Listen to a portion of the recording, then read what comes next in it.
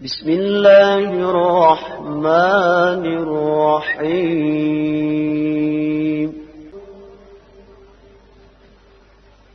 ان اللہ لا يستحيي ان يضرب مثلا ما بعوضة فما فوقها فأما الذين آمنوا فيعلمون أنه الحق من ربهم وأما الذين كفروا فيقولون ماذا أراد الله بهذا مثلا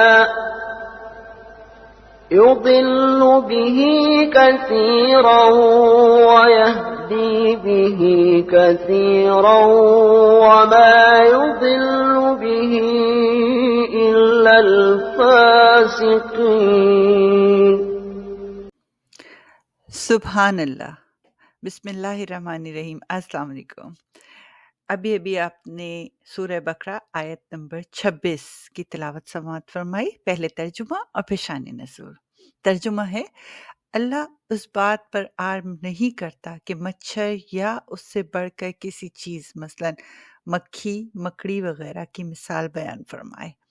جو مومن ہیں وہ یقین کرتے ہیں وہ ان کے پروردگار کی طرف سے سچ ہے، اور جو کافر ہیں وہ کہتے ہیں کہ اس مثال سے خدا کی مراد ہی کیا ہے۔ اس سے خدا بہتوں کو گمراہ کرتا ہے اور بہتوں کو ہدایت بخشتا ہے، اور گمراہ بھی وہ کرتا ہے جو نافرمان ہی ہوں۔ سبحان اللہ۔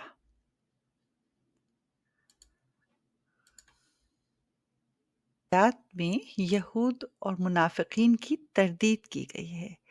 سیدنا عبداللہ بن عباس رضی اللہ تعالیٰ عنہ فرماتے ہیں کہ جب قرآن کریم میں مکڑی کے جالوں سے بتوں کو تشبیہ دی گئی تو یہود کہنے لگے کہ اگر قرآن اللہ تعالیٰ کی طرف سے نازل کردہ کتاب ہوتی تو اس میں مکڑی کے جالوں جیسی حقیر اور ادنا چیزوں کا ذکر نہ ہوتا۔ ایسی حقیر مثالیں پیش کرنا اللہ کی شان کے خلاف ہے۔ چنانچہ ان یہودوں کی تردید کی گئی اور یہ آیت کریمہ نازل ہوئی۔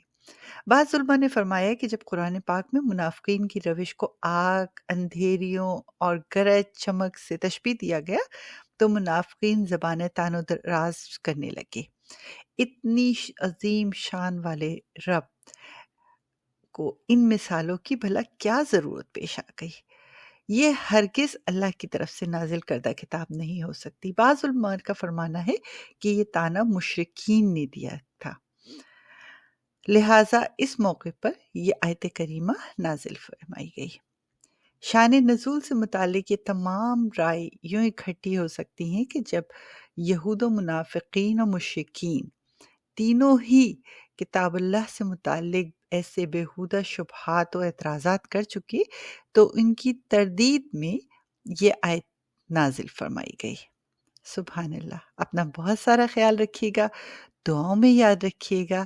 اللہ حافظ۔